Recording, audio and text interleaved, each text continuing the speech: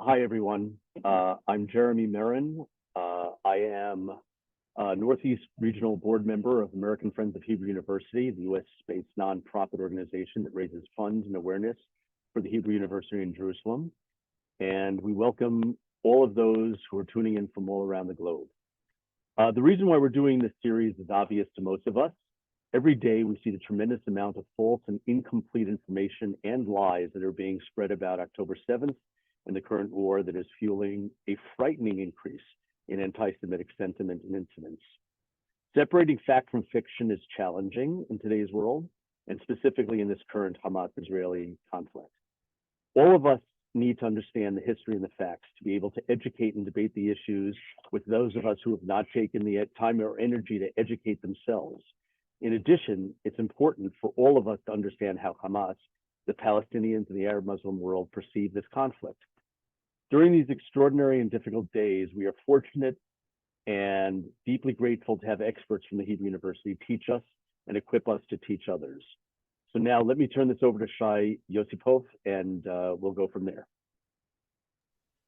Thank you very much, Jeremy. Hello, everyone. My name is Shai Yosipov. I work for the Hebrew University's Division of Advancement and External Relations, and I am very happy to introduce to you our speaker first.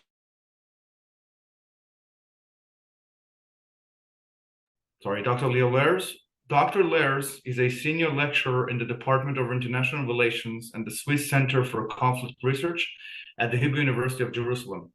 His research interests include conflicts, peacemaking, diplomacy, and mediation, and he has worked on various topics within the context of the Israeli-Palestinian conflict, as well as other conflict zones. Dr. Lehrs was a postdoctoral fellow at NYU and a visiting scholar at Johns Hopkins University. His book, titled Unofficial Peace Diplomacy, was published in 2022 by Manchester University Press. Dr. Lehrs, thank you very much for giving us your time. The floor is yours.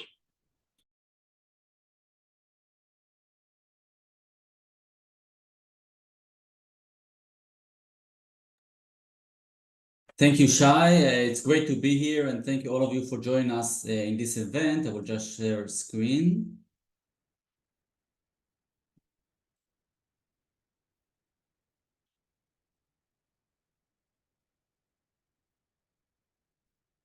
Okay, so thank you again for all of you for joining us today. And I know that maybe to talk about peacemaking these days sounds a little bit like science fiction, but I would like to take you today to a journey into the history of the Israeli-Palestinian peace process, the rise and the fall. And actually my presentation will have 4 parts before we will start discussion and Q&A. I will start with a short background leading to the development of the peace process, especially at the end of the 80s, the beginning of the 90s. And then I will talk about the Oslo Accords, the Oslo process during the 90s. And then in the third part, I will talk about the final status talks, what we call the Camp David process, and then the collapse of the process and the leading to the second Intifada. And in the last part, I will talk a little bit about what happened after the collapse of the process, and especially about another effort to reach an agreement in what we call the Annapolis process in 2008, and also the long stalemate that we have since then, actually until today. And let me start with a few words about the main developments and the main condition that eventually enabled and led to the development of the peace negotiation between Israel and the PLO, between Israel and the Palestinians. And we need to go back to the end of the 80s, to the end of 87, December 87, with the eruption of the first Intifada that actually started in Gaza and moved later on to West Bank and East Jerusalem. And it happened 20 years after Israel got control over these areas, West Bank and the West Bank and Gaza in 67. And it's important to remember that at that point it was full Israeli control. There was no Palestinian Authority. It happened only after the Oslo agreement. And it's also important to remember that it was a different Intifada than the second Intifada that we had in 2000. The first Intifada was mainly protests and riots and violence of Palestinians, many young Palestinians, against Israeli soldiers in Palestinian areas, in the cities and villages. The second Intifada in 2000, that was actually mainly terrorist attacks against Israeli civilians inside Israeli cities in Tel Aviv, Jerusalem, and many others. So it was a very different kind of what we call an Intifada. But this intifada actually had a dramatic impact, and it actually reshaped the landscape of the conflict in different aspects. And I will just mention a few important developments. First of all, in July 88, Jordan declared a very important declaration saying that they are disengaging from the West Bank. They don't have any claim whatsoever in the West Bank. And as we all know, Jordan controlled the West Bank until 1967. And for many years, during the 70s, during the 80s, different Israeli politicians, decision makers, talked about the Jordanian option, that one day, if there will be an agreement about the West Bank, it will be with Jordan, negotiated with Jordan, not with the PLO, because Israel refused during these years to talk with the PLO, of course, the Palestine Liberation Organization, because they consider them as a terrorist organization. And as we all know, they conducted terrible, horrific terrorist attacks, especially during the 70s. We remember the Munich Olympic game and Ma'alot and other cases leading also later on also to the 80s. That's why some Israeli politicians prefer the option of Jordan. But here in this declaration in 88, Jordan said, no, we can't speak for the name of the Palestinians. Over the years, the PLO became the main and the leading representative of the Palestinian people, getting international legitimacy. So Jordan at that point said, Israel, if you want to talk about the West Bank, you need to negotiate with the Palestinians, not with us. So that was an important development because Jordanian option is off the table. Another important development took place at the end of 88, in November 88, when the PLO, again, the Palestine Liberation Organization, had a big gathering, a big conference in Algeria, and they declared publicly and formally for the first time that they accept the two-state solution. And that was actually the end of a very long internal debate inside the PLO. And this is something I've been working a lot in my research about what should be the strategy of the PLO. When, of course, the original position of the PLO in the 60s, in the 70s, was one secular state. And this is a slogan that we hear today, from the river to the sea. That was the original position of the PLO, and focusing on military strategy. But over the years, slowly they moved to a different position, accepting the idea of the two-state solution and moving from military to political strategy. And 88 was actually the end game of this process, when formally they accepted the two-state solution. And they actually accepted what we call 181, the partition plan that was presented many years ago. It was rejected by the Palestinians, the Arabs in 47. Now they accepted the idea of partition. And in the end of 88, in December, Arafat, that was the leader of the PLO, went even a step further and accepted the precondition that the US raised and other international actors over the years, saying the PLO, if you want to be part of the peace process, you need to accept the existence of Israel. You need to accept the 242 UN resolution that is talking about land for peace, and also to renounce terrorism. And actually, at the end of 88, the PLO for the first time agreed to these conditions. Based on that, for the first time, there was a formal dialogue between the United States. It was the last days of Reagan administration and the PLO. But at that point, Israel still refused to talk with the PLO. But it's important to say that the first intifada, again, that lasted for a few years, actually had a dramatic impact on the Israeli public, because the issue of the West Bank and Gaza was not a major issue in the Israeli public opinion, public debate, political debate.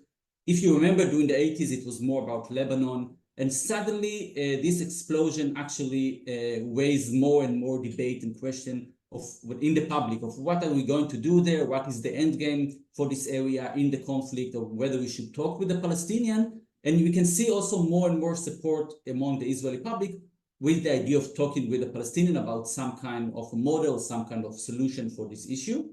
And we can also see during these years growing international attention to this question of the West Bank and Gaza with the Israeli-Palestinian conflict that was not the focus before that during the 80s.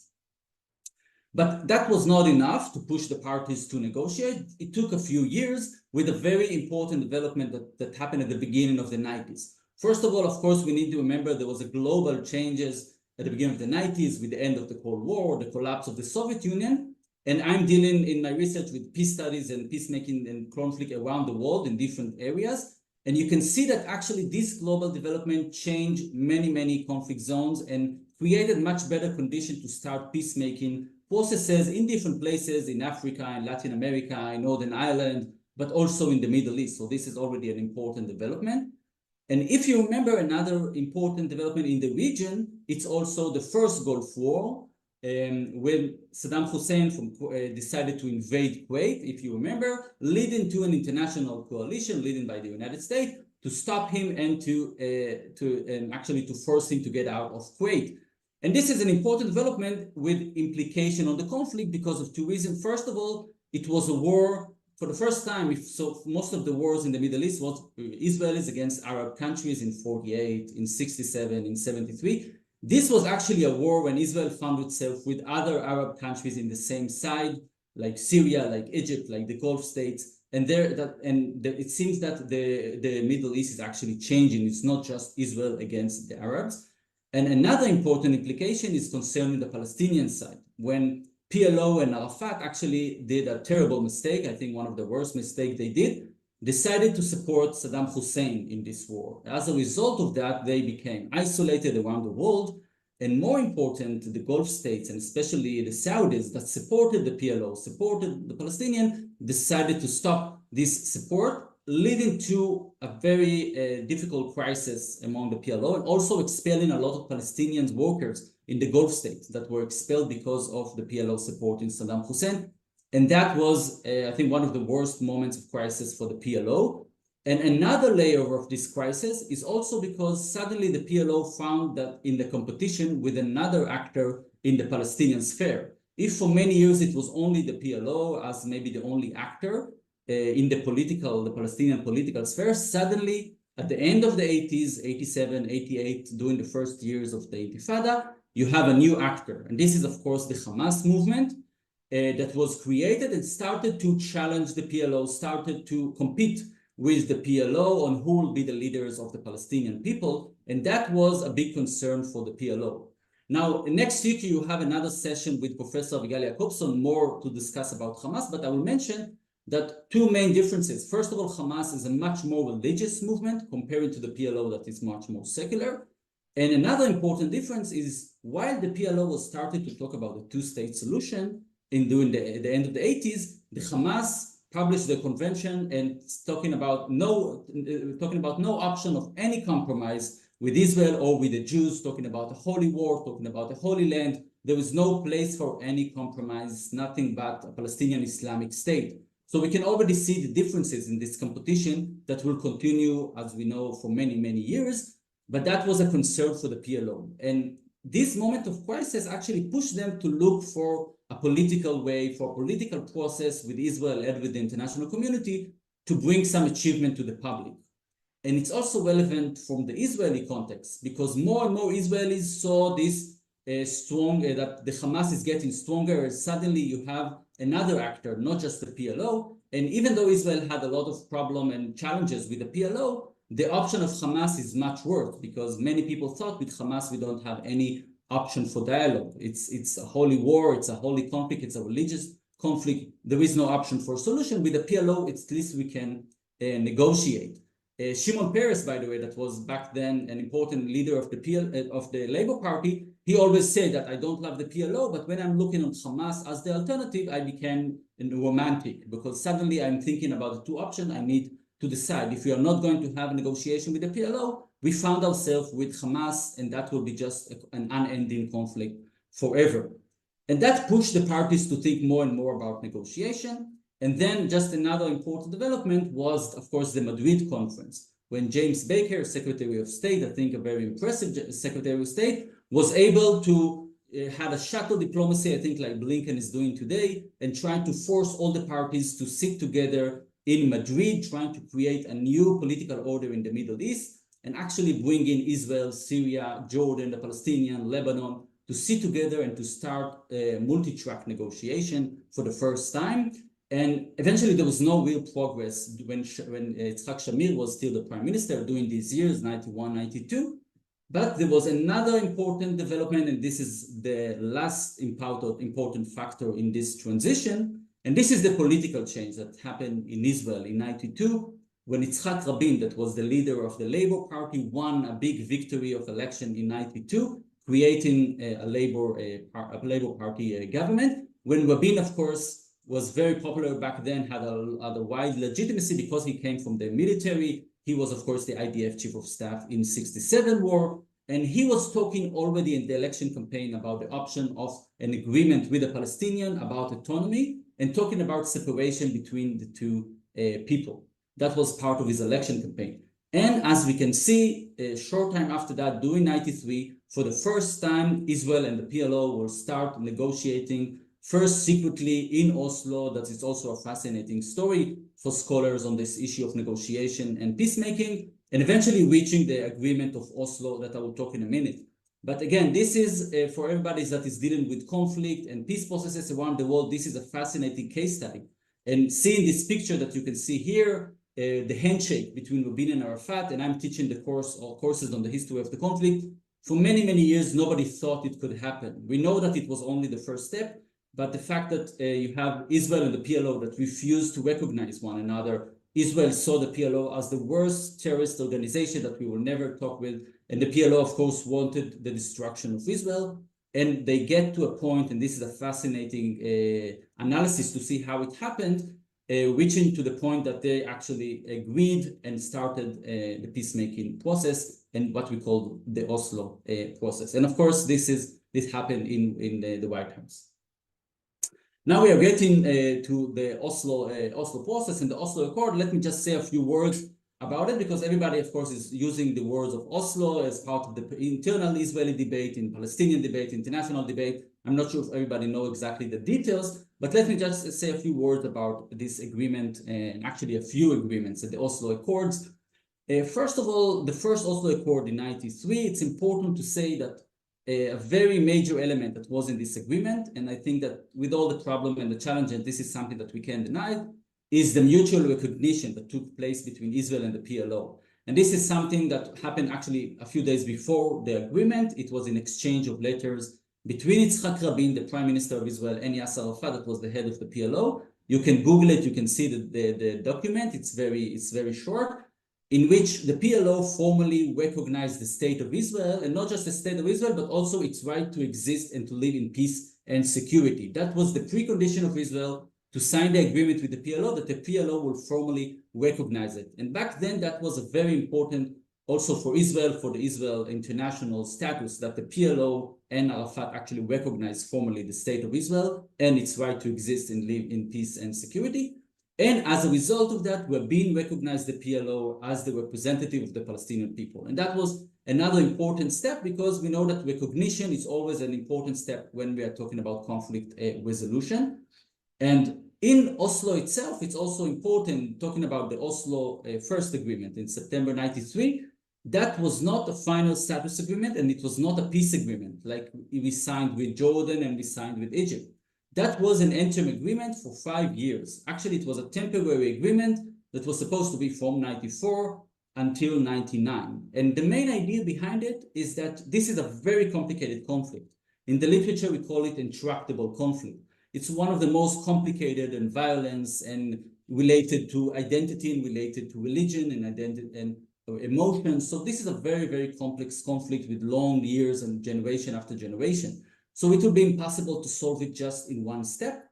That's why the main idea of Oslo, and by the way, it was discussed already between Begin and Sadat before that we need to think about 2 stages, what Kissinger called step by step. Let's start with the first step. That will be the Oslo Agreement, just an interim agreement for 5 years. And in these years, we will create a Palestinian Authority. Again, before that, there was no Palestinian Authority, only Israeli control. So that will be the first step, and the Palestinians can control themselves, at least their civil life of the Palestinian in the West Bank, in Gaza. And based on that, Israelis and Palestinians will start working together. Hopefully, there will build trust. And then during these years, they need to negotiate what we call the final status agreement. That will be the peace agreement. And here and there, we will deal with the most complicated, most sensitive issues. And of course, the 4 main core issues are Jerusalem and refugees. That's the most sensitive, complicated issues, but also security and borders, including, of course, the question of a Palestinian state and the question of the settlement. And the decision was, let's postpone it for the next stage. We can't deal with it that right now. We are just starting the process. We are just at the beginning of the process. Let's postpone it to the next stage and agree on just on the interim agreement. And of course, the problem here is that we actually found ourselves in a situation that we couldn't move to the next stage. As you know, after, even though the deadline was 99, we never were able to reach an agreement until today. So this temporary agreement actually lasted for 30 years. And we are stuck in a situation that we don't want to withdraw back, and we can reach an agreement further. So we are stuck in a situation that was supposed to be temporary. So this is something that's important to remember talking about the Oslo agreement. And during the 90s, we will see slowly the implementation of this agreement. First of all, of course, the establishment of the Palestinian Authority, again, that was not exist before that. And it started only in Gaza and Jericho. And Jericho is a city in the West Bank, very close to the border with Jordan. And for the first time, also the creation of a Palestinian police, the Palestinian security forces, not an army, but a police that's supposed to deal mainly with internal security problems.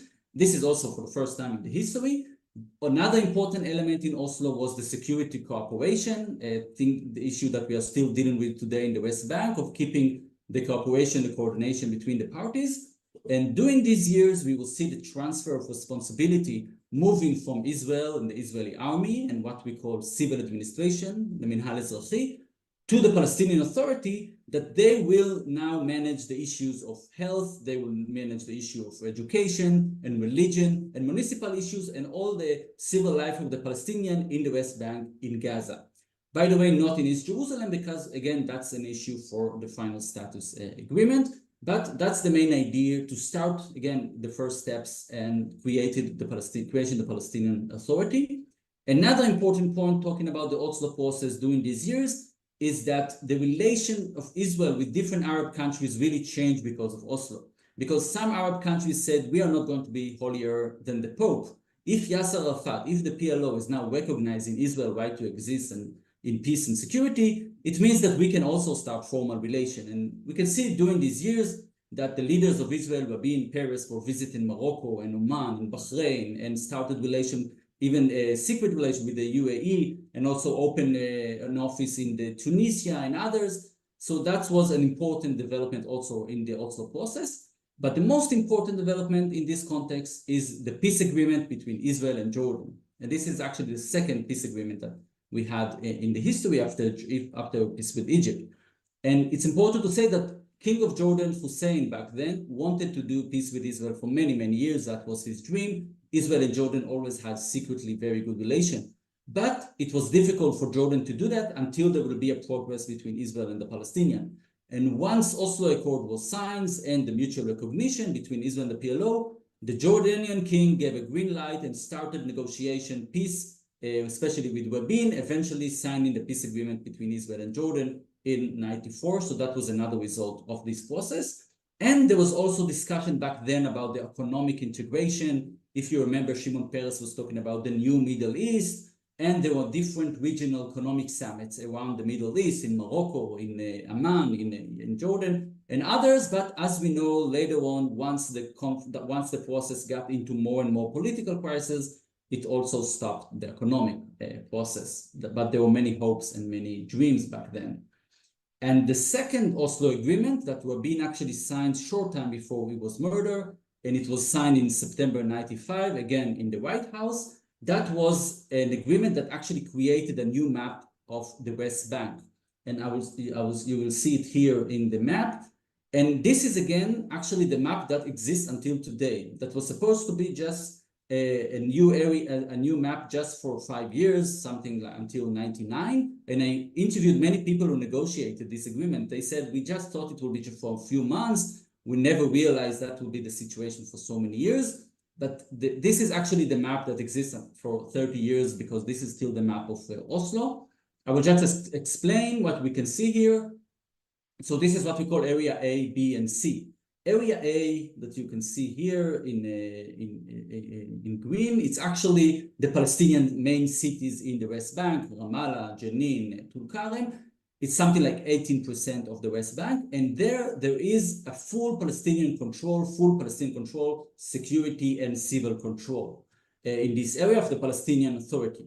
Areas B that you will see here in orange, it's actually all the Palestinian villages in the West Bank. And there is a joint control. It means Palestinian control the civil life, the civil aspect, and Israel control the security aspect. Sometimes it's a joint Israeli-Palestinian security. Sometimes it's mainly Israel. It depends, of course, when. but that was the main idea of Area B. And Area C, it's actually 60% of this area, of the West Bank, it's all the West. And there it's a full Israeli control, and all the settlement are in Area C.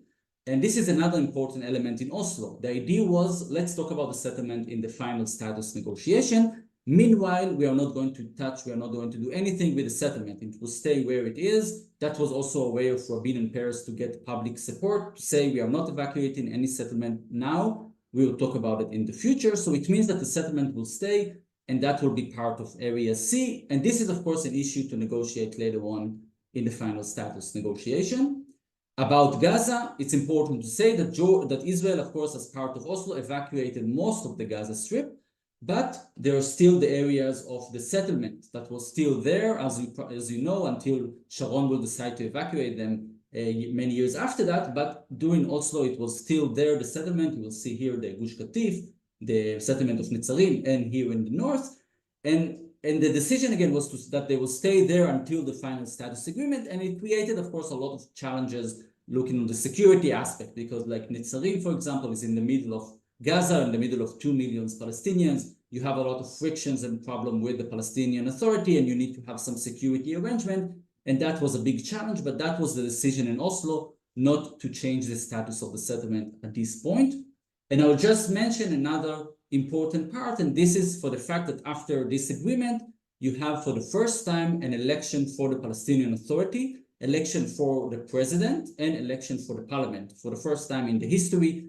And back then, it was only the movement of Arafat, the movement of what we call Fatah. It's the main movement in the PLO. And Hamas decided to boycott the election because Hamas, and I will get to it in a minute, of course, was against the Oslo agreements, against recognizing with Israel, and they claimed that Arafat is a traitor by even doing this agreement, and they refused to participate in the election because it's based on Oslo. We know that later on, again, a decade after that, they will decide to participate, but in this election, they decide not to participate. We can also need to take under consideration the fact that the support in Hamas back then was quite low, and the support in Arafat and the PLO back then, especially because of Oslo, was much higher. So they probably know that they will probably lose, but they didn't participate in the election. Arafat and Fatah had a big victory in this election. And as I mentioned, of course, Hamas was against this movement, but it's not just that it was against it, it will try to do whatever it can to stop the process. Now, in my field of conflict and peace studies, there is the important concept of the peace spoilers. And this is something we can see in different conflicts around the world. And when you have actors, organizations that see the option of peace or peacemaking or peace agreement as a threat, as a big threat for them, for their identity, for their goals, and they will do whatever they can and use whatever tools they have, mainly violent, in order to stop the process and to prevent the process. And you can see in many studies in this field, scholars are using the case of Hamas as one of the best examples for peace spoilers in the case of Oslo, because during these years, you will see terrible, horrific terrorist attacks against Israelis inside Israel in cities like Tel Aviv, like Jerusalem. During the Oslo years, I mentioned some of the cases like Dizengoff in 94, suicide bombing in 95 in Bet Lid, 96 in Jerusalem. It was in bus 18 in 1 week. They actually did twice in the same bus. I can say in a personal note that was actually my bus to school. I was living in Jerusalem, so I remember it very good. But that actually created a lot of fear and actually had a direct impact on the Israeli public opinion. People started to lose support and confidence in the process because they saw that there is no security. That was the goal also of Hamas. Even though the government tried to say they are trying to stop the process, we did the process with the PLO. That's the goal to change the situation, but it's important to say that it had an influence on the Israeli public. You can see here some of the data during these years. At the same time, there was also Israeli spoilers that tried to stop and tried to prevent the process. The two most important cases are, first of all, the case in 94, a short time after Oslo was signed, when an extremist settler, Baruch Goldstein, went into the holy site in Hebron, the Marat HaMachpelah, the Cave of the Patriarch, and killed many Palestinians, with a clear goal to end the process. He was also from the movement of Kahan Chai, the movement of Kach, a very extreme right-wing movement. And of course, in November 95, as you know, the Prime Minister Rabin was murdered, was assassinated at the end of a big protest, a big demonstration supporting peace. He was killed by, and again, extreme right-wing Yigal Amir that wanted to stop the process. So we saw spoilers that try and actually were very successful in trying to change and to stop the process that was already started. And just to complete the 90s, I will mention that in 96, there were elections when after Rabin was killed, Peres replaced him and won against Netanyahu. That was the first time Netanyahu was running as the head of the Likud. And it was eventually very, very close, but Netanyahu won. And an important factor was the terrorist attack during 96 that actually changed the public opinion and influenced them to get less support in the peace process, and was very helpful eventually to change the political landscape in Israel. And another important point is that during these years, Netanyahu was, of course, against Oslo as the head of the opposition, but he was forced to continue. There was a lot of pressure from Clinton administration, but it continued very, very slowly with a lot of problems and crises and challenges. And the main topic that we will see during these years as a source of content and a source of tension between Israel and the PLO and the Palestinian Authority was the question of expansion of the settlement. That was already back then an issue, and that actually was something that changed the Palestinian public, that started to less and less support the peace process, because they were asking why, if we are talking about the option of two states, why we have more and more settlements. So this is another thing that happened during these years and was another source of tension between the parties, even though the process actually continued and there was still agreement in 1997 and 98. And it will bring us actually to the peak moment in the process, but also the collapse of the process in the year 2000. And if you remember, I mentioned that the deadline in Oslo was 99. Until May 99, the parties need to have a final peace agreement, a final status agreement. But as we all know, eventually they started the negotiation only after 99. For the first time, they only started the negotiation in 2000. It happened only after another political change in Israel. We had many political changes during the 90s, and that was Ehud Barak, that was the prime minister that was elected in 99, again from the Labor Party, and Netanyahu lost in 99. And Barak promised to bring peace with Syria and with the Palestinian. As we know, both of them eventually didn't happen. But during 2000, the parties started for the first time negotiation on the most sensitive issues. Again, the four core issues and all the other issues: the borders, the refugees, Jerusalem, and security. And in the summer 2000, as you can see here in a very famous picture, President Clinton decided to invite the parties to Camp David to try to do what President Carter did successfully in 78, and to try to bring them, to push them to try to reach a final status agreement. It was mainly the idea of Barak. Barak thought that we need to force Arafat to have a final decision, not to continue the process for many years. Actually, Arafat said that he was not prepared, that the parties are not ready, but eventually accepted the invitation. And in Camp David, and this is a topic I've been working on a lot, I interviewed many of the people that participate. They made a progress on some of the issues, but as we all know, they didn't reach an agreement. And I can say that there are many problems, many disagreements, but eventually the main obstacle was the question of Jerusalem, and more specifically, the question of the holy sites and what the Jewish side call the Har HaBayit, the Temple Mount, and the Palestinian, the Muslim side will call Al-Aqsa, Haram al-Sharif. That was a red line for both sides. What will be the sovereignty? Who will have the sovereignty in this area? That was eventually the main obstacle for the negotiation. There were also many problems in the way the negotiation was conducted, the way that the mediation was conducted. There are a lot of literature and books on this issue, especially when we are comparing it to 78, when the American mediation was much more prepared, much more successful, but this is a specific issue.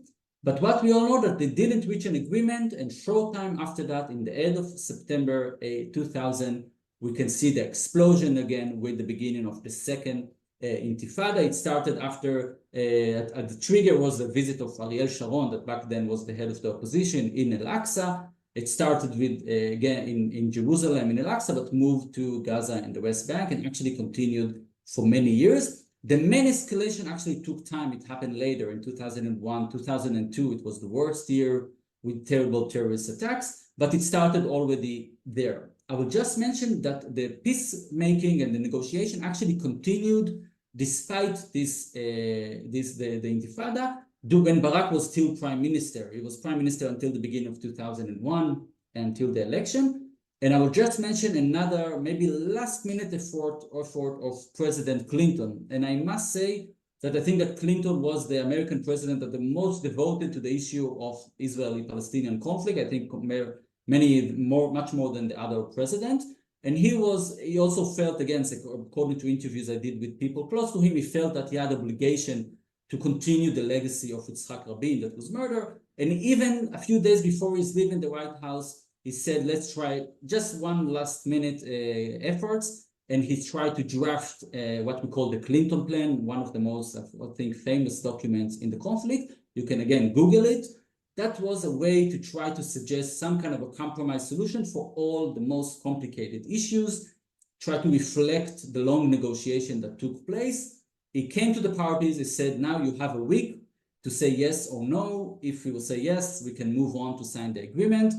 And eventually, as we know, it didn't lead to breakthrough. Israel government, that was already at the end of before the election, but they said yes with some reservation. The Palestinians didn't give a clear answer, not yes or not no. And that was the end of the story. That was the end of the process. There was another meeting in Taba in 2001, really at the beginning, but if that was clear, this is the end, and we don't know when we will go back to this process at that point. And after that, again, Sharon was elected again from the Likud, the head of the Likud, 2001. And then we get into one of the worst, until October 7, terrible round of violence. 2001, 2002, a terrible terrorist attack inside Israeli city. Again, I was living in Jerusalem. I remember it's very good. I was trying to stay away from the center of Jerusalem for 2 years. And as a result, also military operation in the West Bank and in Gaza. And it seems that everything that was built in Oslo is actually starting to collapse. And during these years, nobody was talking about the option of peacemaking or talking about a final status agreement. And just to complete this part, it's important to say that everybody agreed that it was eventually failed and it was the end of the process until at this stage. But it's important to say that Israelis and Palestinians see it very, very differently. Of course, we know that.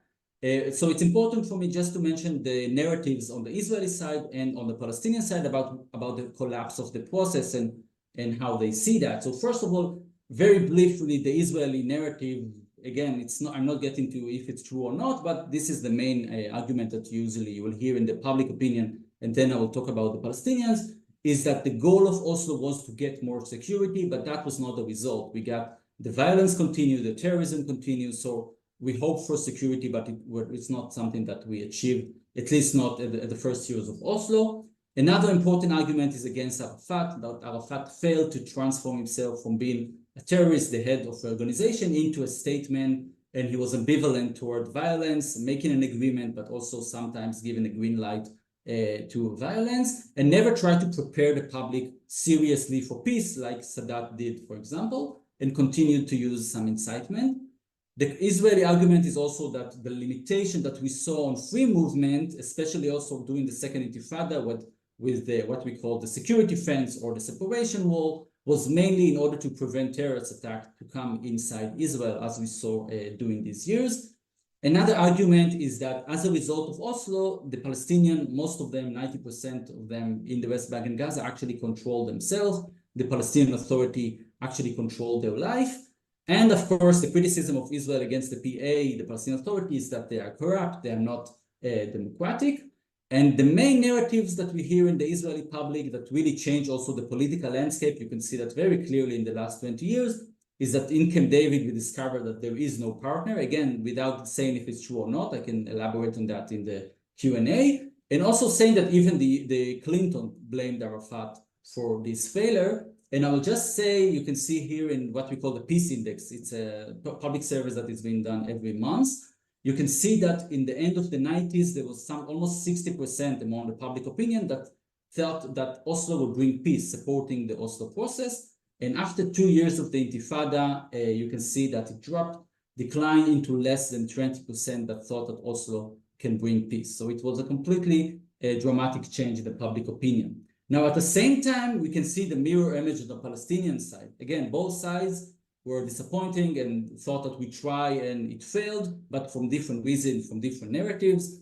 In the Palestinian side, the main point is that our goal in Oslo was independence and to have a Palestinian state, and that was not the result. We didn't get a state, and actually it was just occupation of a different way. This is the Palestinian perspective.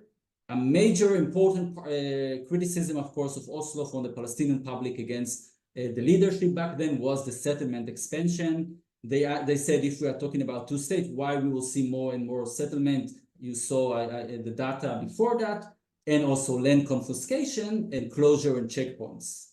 So this is actually the mirror image of the Israeli narrative. There were also a lot of promises doing Oslo, like building an airport and safe passage between the West Bank and Gaza, and with deployment of forces that eventually didn't happen. And from the Palestinian perspective, Camp David summit was actually a way of Israel and the US to try to push them, to try with using ultimatum and giving them an unacceptable offer, especially on the question of Jerusalem. Again, mirror image comparing to Israel, claiming that also the Palestinian made some kind of a compromise on some of the issues.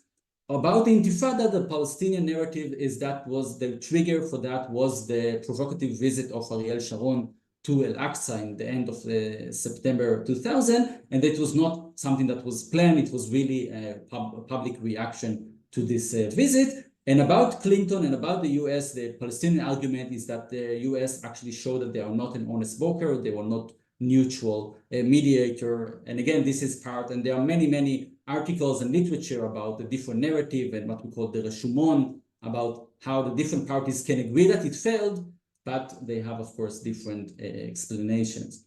And just in the last part, before we will get to a discussion and to the Q&A, I would like to say just a few words about what happened after the process collapsed. And next week, you will have another session also with Professor Abigail Jacobson that will talk more about the role of Hamas in the context of the collapse of the peace process and about the relation between Israel, Hamas, and the PA. That is, of course, very relevant for our situation today. But I will just say that there was another important, serious effort to try to reach an agreement that took place a few years after that in 2008. And it was different leaders, Ehud Olmert on the Israeli side, Abu Mazen, Mahmoud Abbas on the Palestinian side, in what we call the Annapolis process, because it started with the Annapolis conference. And in between these two cases in 2000 and 2008, of course, in the first years, nobody was talking about peace, and both Sharon and Bush back then said that Arafat is not a partner for negotiations, so actually the peace process was frozen, and there were no final status talks. But then there were few developments that enabled to bring back the peace negotiation, when first of all, there was a political change on the Palestinian side. When Abu Mazen was elected after Arafat died, there was another election just for the head of the Palestinian Authority in 2005. Hamas, by the way, did not participate in this election. It was Abu Mazen against other that are not from Hamas. And he had a big victory. And it's important to say that even though Israel has a lot of problems and criticism on Abu Mazen, when we are talking about attitude toward violence, Abu Mazen was very different from Arafat. He was against the second Intifada. He was against terrorism. He was saying that publicly, and he changed completely the policy of the Palestinian Authority. And that actually started more and more cooperation, security cooperation between Israel and the Palestinian Authority from 2005 to end the violence, to end the Intifada, and to move on to a new direction. And another, of course, important factor and important developments is what you will talk more next week, the disengagement from Gaza. That was the decision of Prime Minister Ariel Sharon that decided to have a unilateral disengagement from Gaza, not part of a negotiation, not part of an agreement, and to evacuate all the settlement you can see here in the photo, all the settlement that were there in Gaza, and most of it was already Palestinian areas, but now also evacuating the settlement. What is important for our discussion is that the way it was perceived in the Palestinian side was that this is actually a victory for the violence and victory for what the Palestinians call the Mukarama, the resistance, and Hamas actually used it in a way as part of his campaign when he decided in 2006 to run for election, to say you didn't get anything from Oslo, but we because of us, because of our terrorism and violence, Israel left and evacuated the settlement. And because of that, in 2006, it was very helpful for them to win the election. And that was, of course, a dramatic change as part of this competition between Hamas and Fatah. And what happened next in 2007, that Hamas took over, using, of course, violence, took over of Gaza. And we saw something like a small civil war between Palestinians and Palestinians. We saw, by the way, the brutality of that we see from Hamas against their own people, killing some of the Palestinians from the Palestinian Authority, supporting of Abu Mazen, supporting of Fatah, also throwing people from the roof. And many of the Palestinians from the Palestinian Authority and Fatah actually ran away to the border that Israel will save them, running away from Hamas. So we saw that Hamas can use this kind of tool, this kind of policy, even against the people from their own people, from the Palestinian Authority. And it created a split that we have since then for many, many years until today, where that you have one government of Palestinian government in Gaza, one government of Palestinian Authority in Ramallah, and they are also in conflict, an internal conflict. There were different efforts to try to bring an agreement between them, to talk about trying again to go back to be one entity, to have another election. There has been no election since then for so many years, but they couldn't reach an agreement. So we have actually another obstacle, that you have an internal conflict inside the Palestinian, that you have Hamas controlling here and Abu Mazen controlling here. And again, like in 93, it pushed the parties to try again and to have another round of negotiation. And this is what we call the Annapolis process. And I will just very, very briefly mention some of the issue, and then we can talk more about it in the Q&A. As we know, the parties did not reach an agreement, and Olmert resigned because of his trial and because of his corruption. But I will just talk briefly about some of the agreement and disagreement that maybe they got closer on some of the issues. And again, we can open it later for questions. First, the issue of borders. The parties agreed that there will be two states and Israel will withdraw from most of the West Bank. But there was some disagreement about the percentage. And the parties agreed to a principle that we call land swaps. It means that the border will be based on 67, but it will not be exactly as it was in 67 because Israel want to keep some of the settlement that are close to the border. So the idea, and here you can see, by the way, a map, many information leaked from this negotiation a few years ago by Al Jazeera, so we have a lot of information and the maps. So you can see that the main differences about this question of land swaps and borders was between less than 2%. This is what Abu Mazen and the Palestinians suggested, that this settlement will stay under Israeli sovereignty annexed to the Israeli side. In exchange for that, Israel will bring empty territories to the Palestinian side, especially here, and also here. But Olmert talked about 6% in order to keep more settlement that will be under Israeli sovereignty, and in exchange giving more areas, empty areas for the Palestinians. So that was eventually the main disagreement between 2% and 6%. Another important question was how to connect between the West Bank and Gaza. Now, of course, at that point, Abu Mazen had no control over Gaza, but the goal was that one day it will go back to be one entity, and then it need to be connected somehow. Now, the question is Jerusalem. It's a very complicated question. I did a lot of research on this issue where we can elaborate it more. I will just say very, very briefly that, first of all, the parties agreed in the question of neighborhood to accept what we call the Clinton formula, that the Jewish neighborhood will be under Israeli sovereignty, the Arab neighborhood will be under Palestinian sovereignty.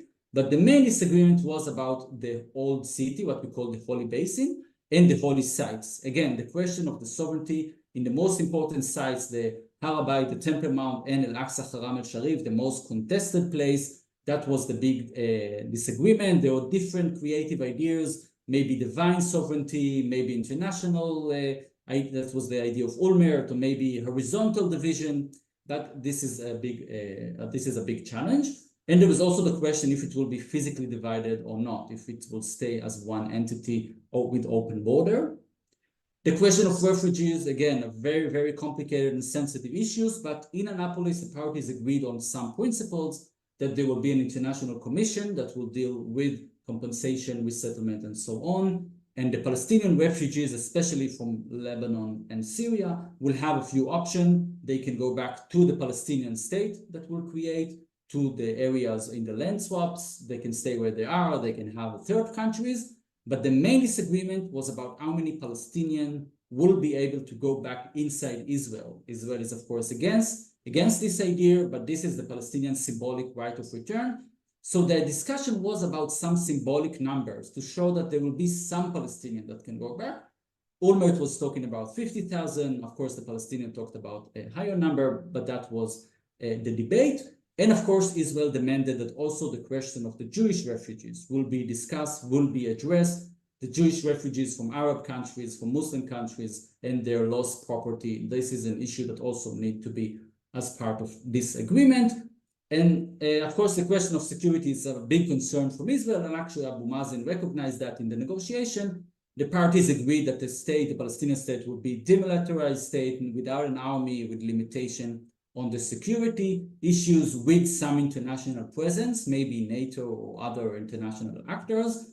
In Jordan Valley, there will be some special arrangement coordinated with Jordan, and of course, security cooperation and struggle against terrorism. And I will just say for conclusion, and again, next week, there will be much further discussion about this triangle of Israel, Hamas, and the Palestinian Authority. But I will say that after Annapolis failed in 2009, Netanyahu was elected as the head of the Likud, and he is actually the prime minister until today, with a short break, as you probably remember, with the Lapid and Bennett, but all over the years, it was Netanyahu. In the first years, the American administration, Obama administration, tried again to bring the parties to negotiate. If you remember, George Mitchell tried and John Kerry in 2014. But after that, it completely failed. And since 2014 until today, there have been no Israeli-Palestinian peace negotiation at all. Of course, I'm talking about Israel and the PA. Hamas is a different issue. And there have been no peace process. And I feel also this is an issue I've been working on a lot, but also the world a little bit gave up, felt that maybe there is no chance of trying again. We can see that the conditions are not ripe. There are all the problems that I mentioned, the division inside the Palestinian, the leaders are not ready.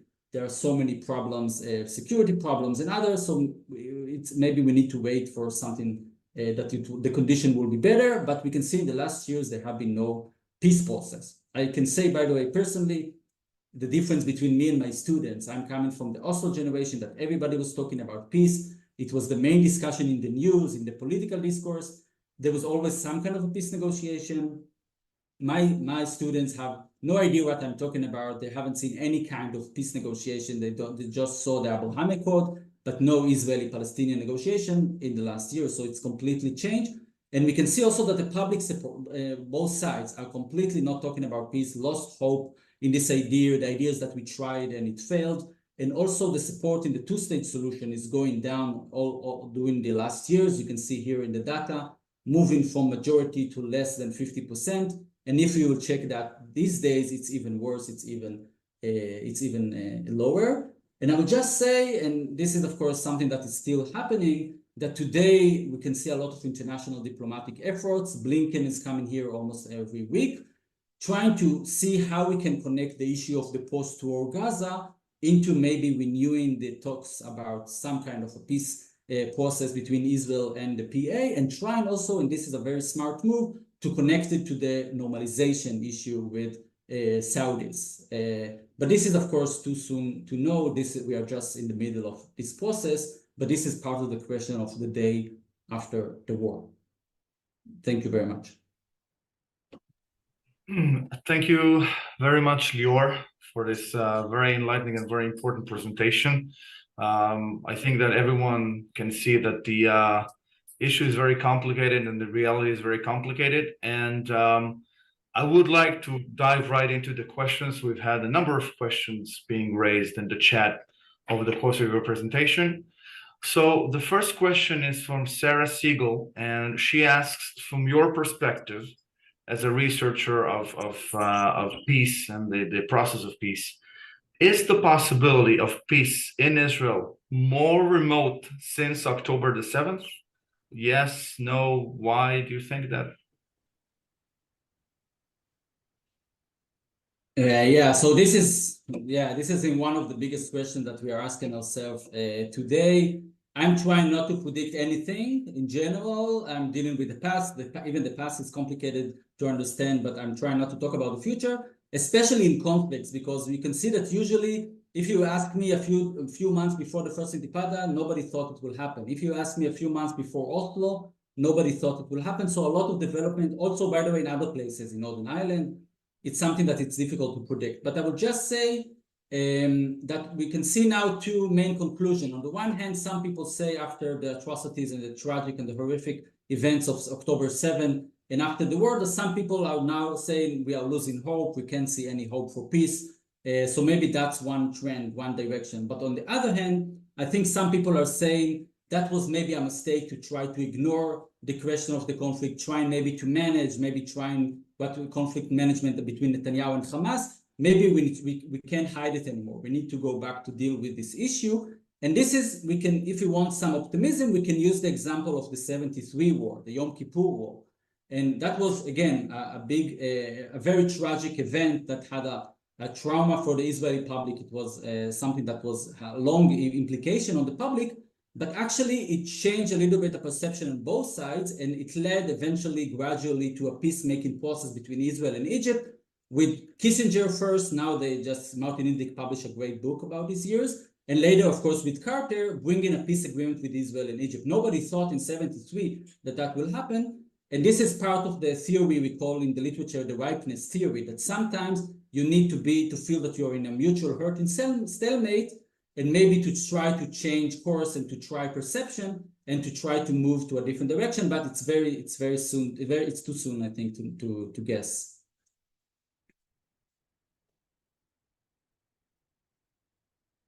Thank you very much. Our second question comes from Harley Frank, and he asks, would Oslo have been successful if the Israeli government had taken the time to reach out to the opposition from their input, so that they could have gotten a buy-in from the other side? From the Israeli opposition? Yeah. Yeah, so when we are talking about Oslo, of course, it's a long process, and now there are many conclusions looking both on the Israeli domestic, in the way that Oslo was managed, but also on the Palestinian side. I think there are different conclusions that we can reach. I think that back then it was very, very difficult between the coalition and the opposition. It was almost half-half during the Oslo years. But after that, you need to remember that Netanyahu got into power and Oslo actually continued. And Netanyahu actually signed a few other agreements during Oslo. So actually Oslo continued even when the Likud and the right wing got to power.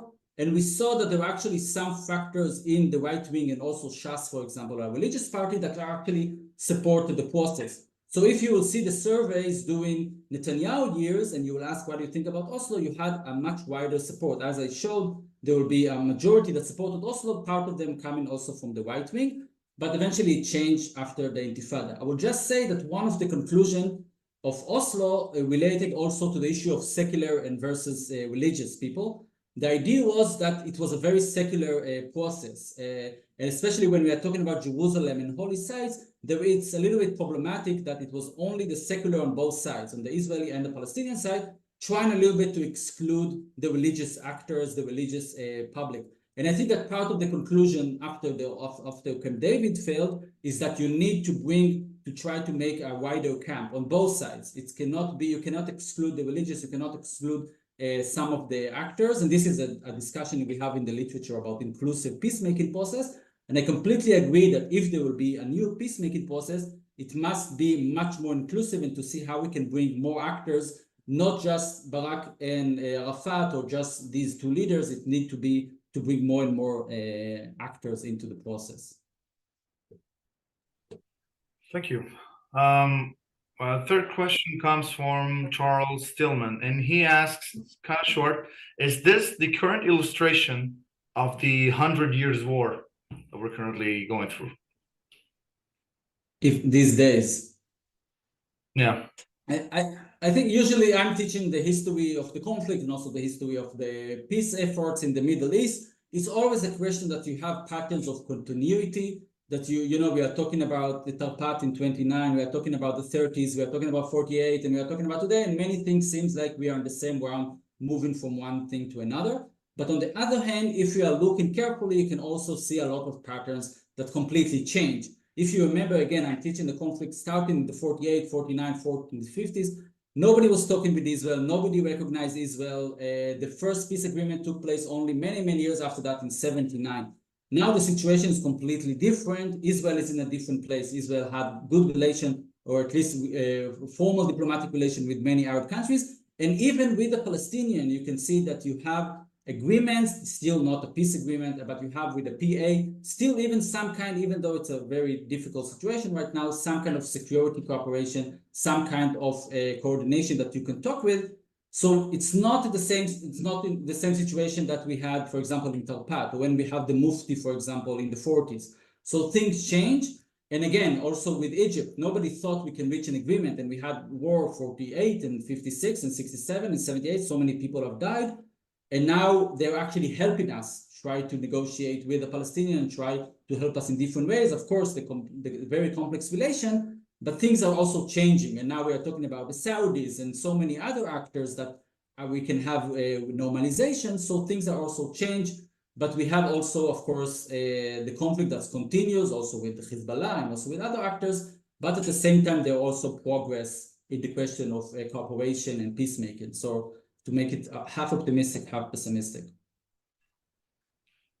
Let's see, our fourth question, it's actually a combined one. So at this point, who would be a viable candidate for a Palestinian administration in a post-war Gaza? And is there even a chance that the Palestinian public would go along with any agreement negotiated by the Palestinian Authority, for talking about that sphere?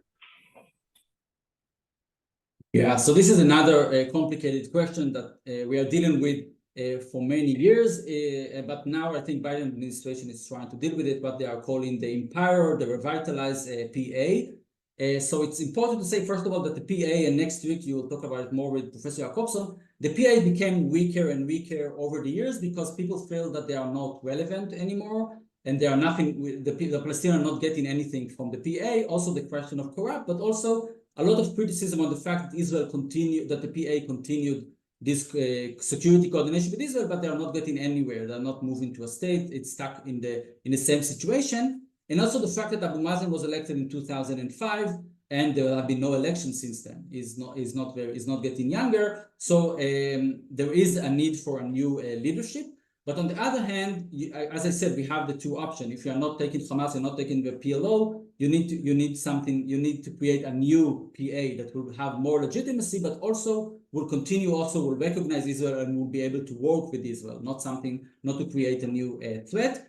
So what we will see now is that there is a demand from the US, but also from the EU that are giving most of the money to the PA to try to make reforms, to make changes in the government, to have an election. But the question of election, of course, is very complex. We saw what happened the last election. So we need to see how we are going to have election, but only with actors that accept democracy, accept the issue of not using violence, but also changing some reforms in the PA to make sure that it's not just 2-3 people control the PA for so many years. You need to bring to make it much more democratized, much more democracy. But at the same time, it needs to be part of a wider process in order to have legitimacy. And this is what the Saudis and also the US is saying, to talk about some kind of talk about the horizon for the two-state solution, and then they will have also more legitimacy. But at the same time, also to talk about how exactly you will continue the security coordination and who exactly will control Gaza and what kind of mechanism, international forces, and so on. And our last question relates to the West Bank, the map that you showed after the Oslo Accords. So who owned the gray areas reserved for settlements on the West Bank? Specifically, Bobby Wittes asks, when a new Jewish settlement is planned on the West Bank, do the settlers buy the land from the government of Israel? Is this land given for free? What exactly is the organization of this? Yeah, so first we need to distinguish, there is the question of the political sovereignty or the political, these areas A, B, C, and the question of property and the ownership of the property. So this is the two separate questions. First, the question of the political status. all the settlement, all of them are under Area C. Actually, Area C, it's all the area that it's not Palestinian city, it's not Palestinian villages. Now, what we have, it's all the rest is the settlement, and we can see the expansion of settlement as I saw. But there was some secret understanding between the US and the United States as a result of Oslo that Israel continued the expansion of settlement, but they are not going to build new settlement. What we have actually since 2000 is more and more what we call the illegal outposts, that it's actually illegal settlement even in the Israeli law. And we have more and more of them. And in 2003, there was the roadmap during the Bush administration that Israel actually talked about evacuating of this area. And this area, just people are getting into these places and they're also expanding them without any permission, without any legal process. But they are still there. And as you can see, especially with this government, they are also trying to legalize them. But you can see that in these cases, I'm not talking about the big settlement that were built over the years by especially the big cities, especially the areas that are closer to the border, like Ma'ale Adumim, by the government in a very clear process. Now what we have is very, very small illegal outposts that were actually created without any legal process, but they are still there. They're also getting electricity and water. And this is an issue that was discussed all over the years between the US and Israel, but they are still there. And especially under this government, nobody is talking about changing the situation there, but it was without any legal process of exactly buying the land. Sometimes there isn't even going to court because some part of it is a Palestinian property. But again, it happened, it took place without any legal process. So we still have this problem that need to be addressed. Thank you very much. This again portrays how complicated the situation is. We have a few more questions, but I don't think we have a lot of time. We don't have too much time to ask all of them. So for those of you who are interested in asking some more, you can send us the questions and we'll try our best to bring them to Dr. Lehrs and answer them as much as we can. So Dr. Lehrs, I want to thank you very much for giving us the time and your expertise about this issue, and really for enlightening us and opening our eyes about presenting how difficult, like we said, the situation is. I would like to also take this opportunity to remind everyone about next week's seminar with Professor Abigail Jacobson, where she is going to delve into the development of Hamas in light of its relationship with Israel and with the Palestinian Authority. It's going to be a fascinating webinar touching on one of the most important or most interesting issues at the moment that we're facing, speaking about Hamas specifically. And also, I would like to tell you, for those of you who don't know, the Hebrew University has a We Are One campaign. It's a campaign we started to help our student community and the community of Hebrew University at this time. Many of them are either still in reserves or coming back from reserves, and we have a lot of needs that need to be met with them. If it's even for scholarships, if it's even for academic assistance, psychological counseling, emergency aid, for the students who are still in reserves or those who came back from reserves, we have a link that we put in the chat. Feel free to go to the link for more information. Any help, any donation, anything you can do helps. This goes to our Dean of Students, and he helps us allocate the donations where the need is the highest. So please go to the website, to the link, and you can see here how you can help us at this time. And I want to thank everyone for joining us today. Again, I want to thank Dr. Lehrs for your time, and stay tuned for our next week's webinar. Thank you very much, and we'll see you all next week. Thank you. Thank you, Shai. Thank you.